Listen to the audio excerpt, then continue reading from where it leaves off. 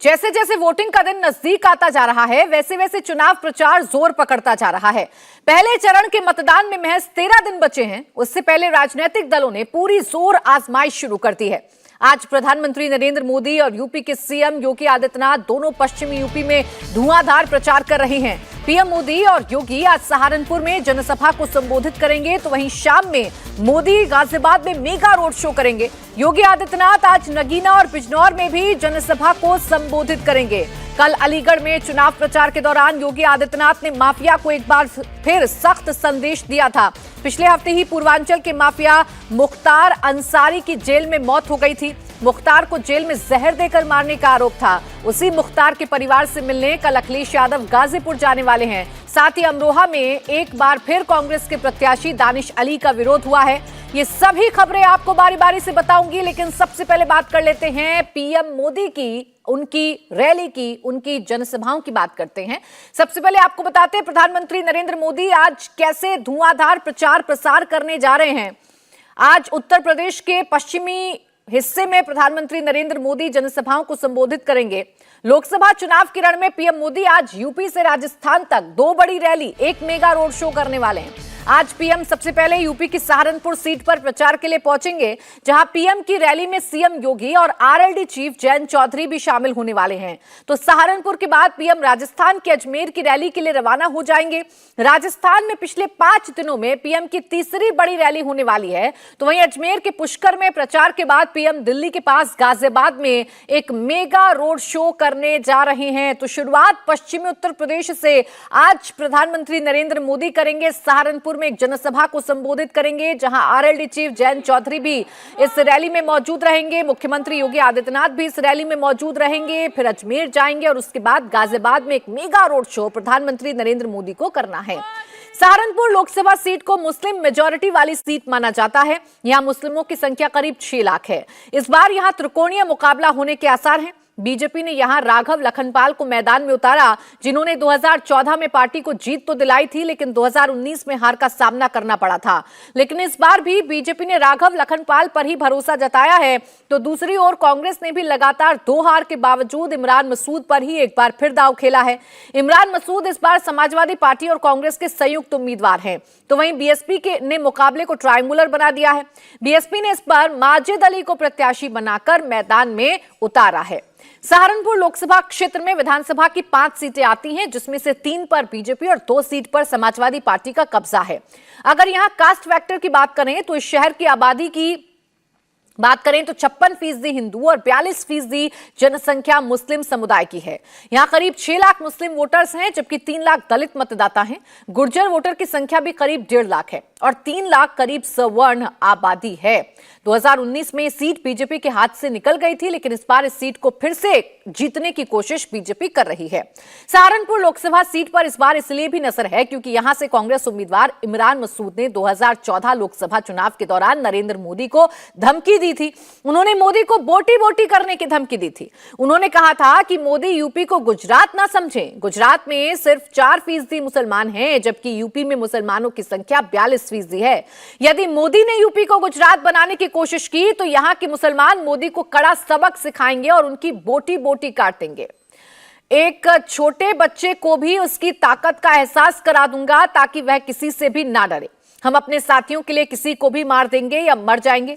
इमरान मसूद के इस बयान पर उनकी गिरफ्तारी भी हुई थी। हालांकि बाद में उन्होंने इसके लिए माफी भी मांग ली थी, लेकिन काफी विवाद इस बयान को लेकर हुआ था। वो गुजरात समझ रहा, 4% मुसलमान है गुजरात में, यहाँ 42% मुसलमान है, यहाँ गुजरात बना देगा, छोटी काट देंगे, छोटी।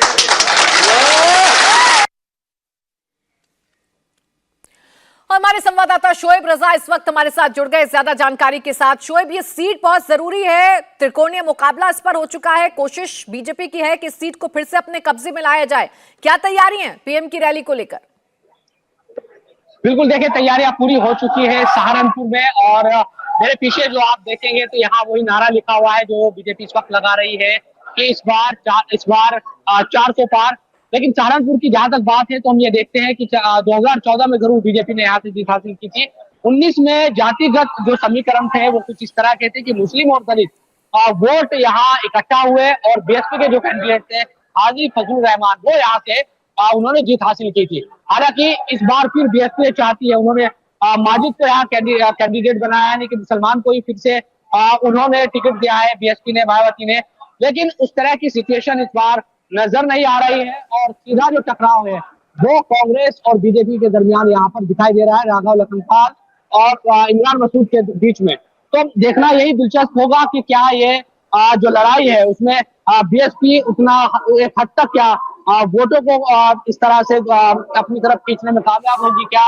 अगर बीएसपी वोटों को खींचने में कामयाब होती तो इसका सीधा फायदा भी कहीं ना कहीं वो बीजेपी को मिलेगा, क्योंकि कई जो जानकार है वो मान रहे हैं कि मुस्लिम मुस्लिम बाहुल इलाका है, बीएसपी ने मुस्लिम कैंडिडेट को चुनावी मैदान में उतारा है और अगर वो मुस्लिम वोटों में बंटवारा करता है तो इसका सीधा फायदा भारतीय जनता पार्टी को इस सीट पर हो सकता है। शुक्रिया आपका शोएब तमाम जानकारी के लिए। तो देखिए, सहारनपुर में प्रधानमंत्री नरेंद्र मोदी आज एक रैली को संबोधित करने जा रहे हैं और इस रैली का सीधा मकसद यह है सहारनपुर में बीजेपी के पक्ष में माहौल बनाया जाए।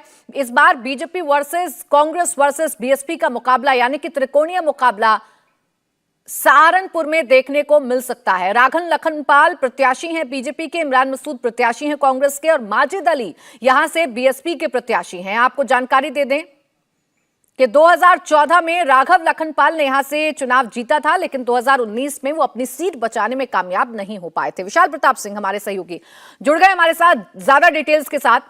विशाल, अगर यहां के जातिगत समीकरणों को देखें तो ये सीट इमरान मसूद के लिहाज से ज्यादा मुफीद नजर आती है, लेकिन बीएसपी का चुनावी मैदान में उतरना कहीं खेल ना बिगाड़ दे इमरान मसूद का और कहीं भारतीय जनता पार्टी बाजी न मार ले जाए।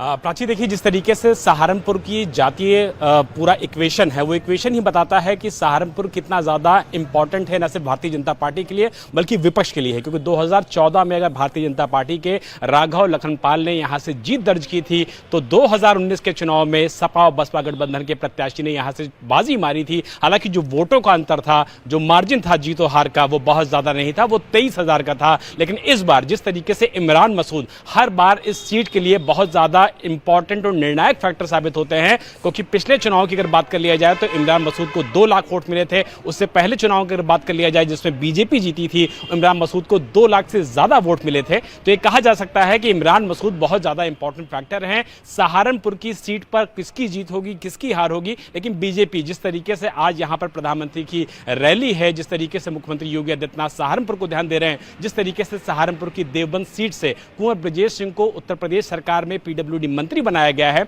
बीजेपी का इक्वेशन बिल्कुल साफ है कि पश्चिमी उत्तर प्रदेश भारतीय जनता पार्टी के लिए बहुत ज्यादा प्रायोरिटी है। यही वजह है कि बीजेपी 2019 में जो कसर पश्चिमी उत्तर प्रदेश से रह गई थी, जो सीटें कमजोर कड़ी साबित हुई थी, उन सीटों पर मजबूती दिखाने की कोशिश भारतीय जनता पार्टी विशाल कर रही है।